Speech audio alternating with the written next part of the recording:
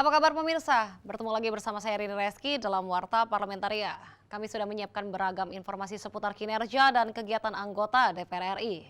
Inilah Warta Parlamentaria selengkapnya.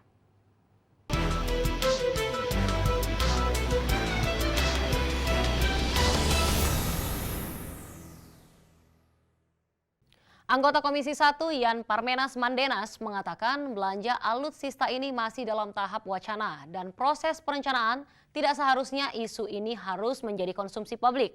Harusnya setelah sudah masuk dalam dokumen perencanaan, baru rencana ini bisa dibicarakan. Menurut Yan, Menteri Pertahanan punya win-win solution untuk bagaimana mencari anggaran dan tentunya harus mendapatkan persetujuan Presiden.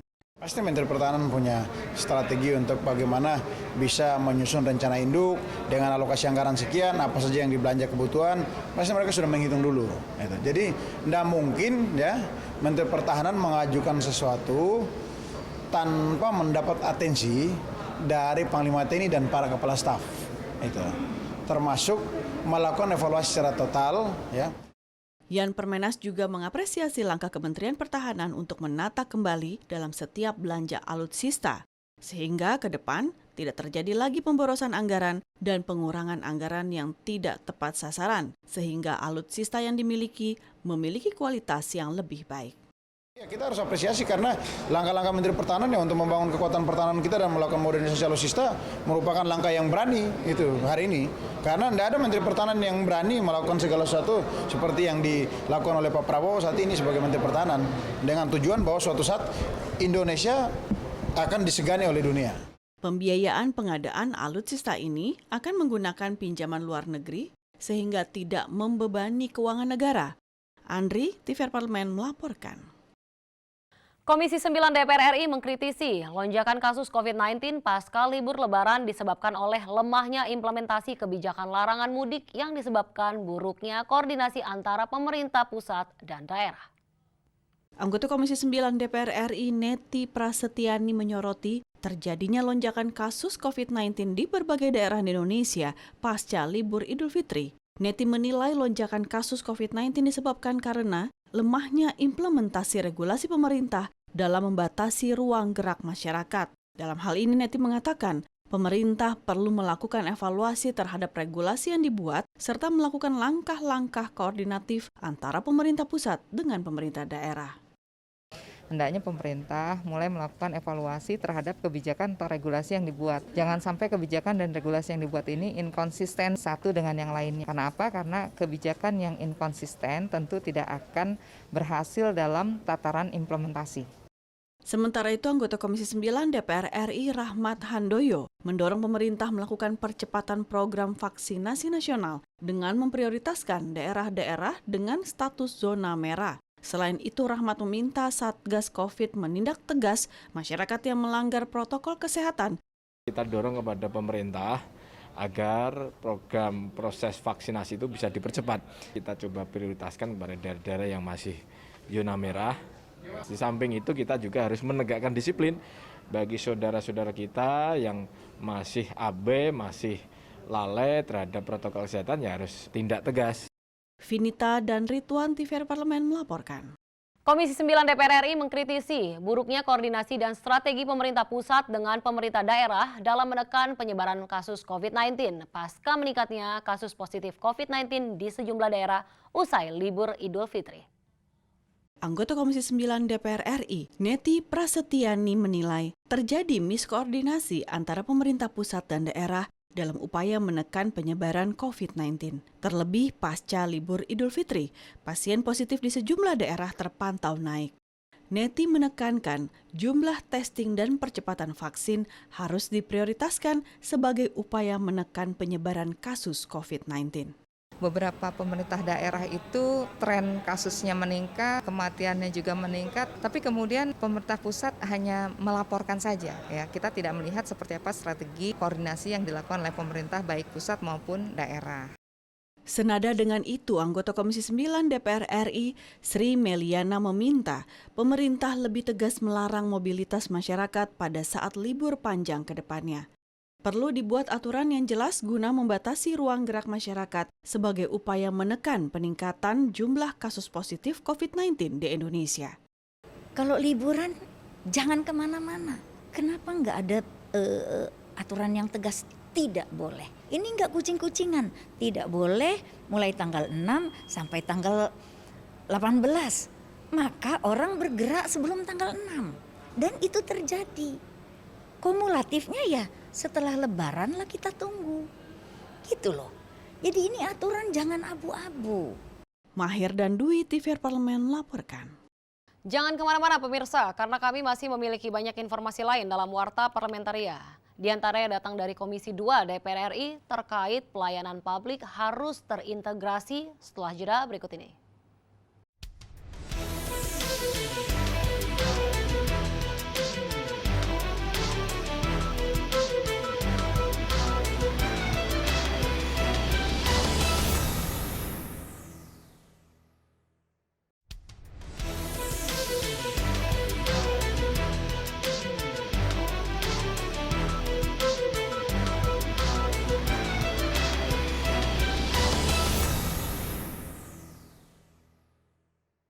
Komisi 2 DPR RI menekankan pentingnya integrasi dalam penyelenggaraan pelayanan publik di Mali, pelayanan publik secara digital dan adaptif dalam memenuhi kebutuhan masyarakat, terutama dalam era globalisasi saat ini yang mengedepankan prinsip keterbukaan.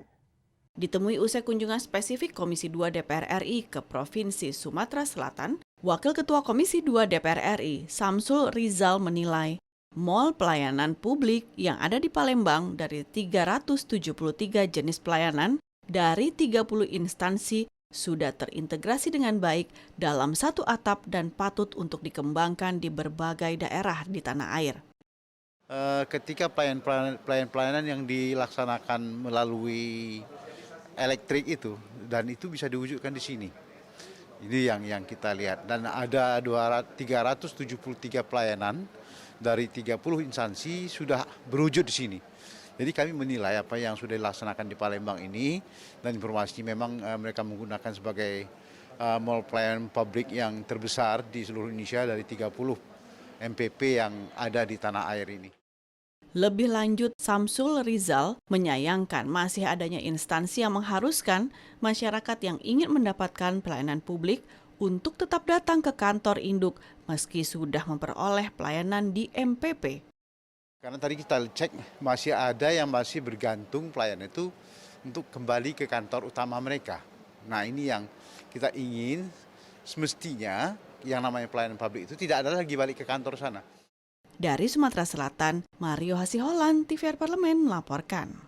DPR RI mendorong pemerintah menetapkan kebijakan fiskal yang sesuai dengan ekonomi Pancasila yang berdasarkan keadilan dan bertujuan untuk kesejahteraan seluruh masyarakat Indonesia. Anggota Komisi 11 DPR RI Eki Awal Muharam berharap pemerintah dapat menetapkan kebijakan fiskal dengan kembali pada ekonomi Pancasila yang berdasarkan nilai keadilan dan tidak merugikan usaha-usaha kecil, yaitu dengan menetapkan pajak yang sesuai kepada bisnis berpenghasilan tinggi dan tidak lagi memberikan teks amnesti. Eki menilai pemberian teks amnesti terbukti tidak memberikan manfaat besar bagi masyarakat umum, khususnya usaha-usaha kecil dan mikro. Ini sangat berbahaya. Kenapa? Karena pajak pertama nilai itu bebannya dirasakan oleh seluruh rakyat. Sedangkan pajak penghasilan yang kelas tinggi itu hanya dirasakan oleh elit. Yang kedua, isu terkait dengan teks amnesti jilid 2. Siapa sesungguhnya yang menikmati teks amnesti jilid 1? Siapa? Boleh dicek. Yang menikmati teks amnesti jilid 1 juga bukan Anda, bukan buruh, bukan petani. Eki Awal Muharam menambahkan kebijakan insentif fiskal seperti PPNBM dan pembebasan tarif yang diberikan pemerintah kepada pelaku-pelaku usaha besar tidak menghasilkan pertumbuhan ekonomi yang memuaskan. Tidak ada evaluasi yang secara konkret apakah itu bisa mendorong perekonomian. Pada kenyataannya justru sektor ekonomi untuk ekonomi yang skala atas, skala besar justru tidak mendrive pertumbuhan. Yang terjadi pertumbuhan itu ditopang masih oleh konsumsi rumah tangga karena adanya bansos-bansos dan juga oleh pelaku UMKM. Ferdian dan Koko, TVR Parlemen melaporkan. Anggota Komisi 6 DPR RI meminta PLN mengkaji ulang laporan keuangan tahun 2020 meski berhasil mendapat kenaikan laba 5,9 triliun rupiah. Dalam rapat dengar pendapat di Gedung Nusantara 1 DPR RI Jakarta, Komisi 6 DPR RI memberikan apresiasi pada PLN atas transformasi kinerja dan upaya dalam memanajemen risiko, terutama selama masa pandemi.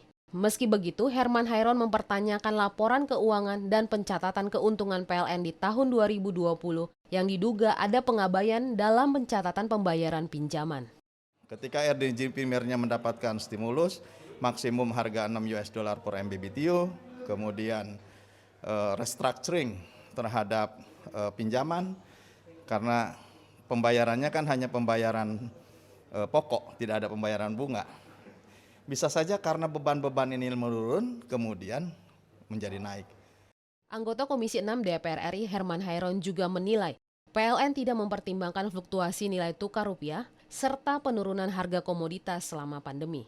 Di sisi lain, PLN masih memiliki pekerjaan rumah untuk mengelola pinjaman yang merupakan beban perusahaan.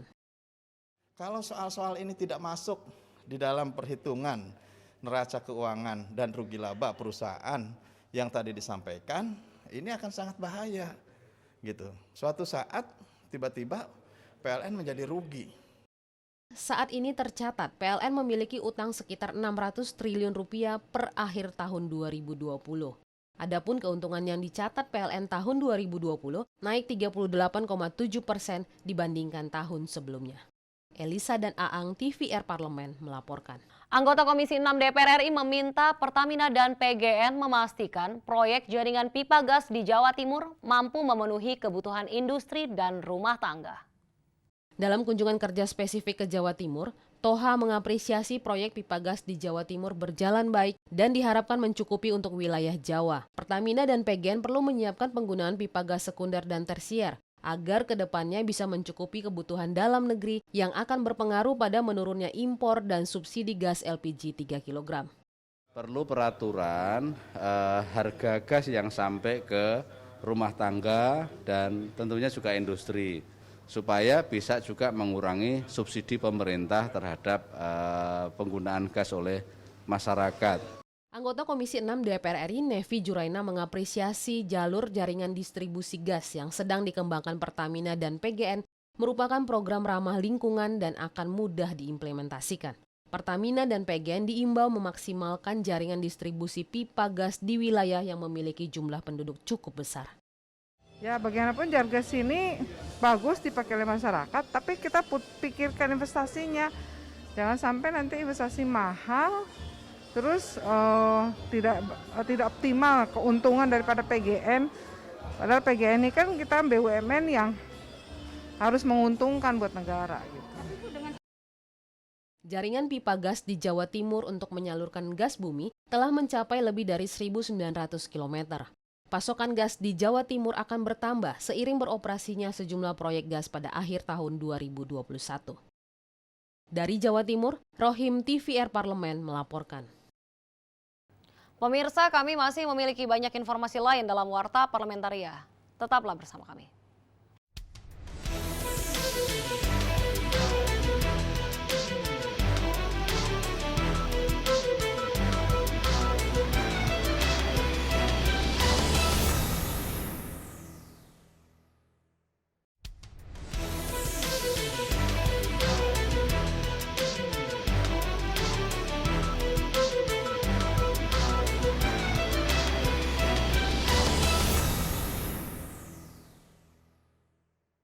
Badan Urusan Rumah Tangga DPR RI mendorong peningkatan pelayanan kesehatan dalam program Jam Kestama Asuransi Jasindo di Rumah Sakit Petrokimia Gresik. Ditemui dalam kunjungan kerja spesifik BURT DPR RI ke kota Gresik, Jawa Timur, Wakil Ketua BURT Bakri mengatakan, kondisi pelayanan kesehatan bagi anggota DPR RI pengguna program Jam Kestama di Rumah Sakit Petrokimia Gresik sudah cukup memadai. Kendati demikian, terdapat sejumlah hal yang harus dibenahi, diantaranya yaitu terkait peningkatan pelayanan kepada masyarakat, pengguna BPJS, dan peningkatan fasilitas kesehatan.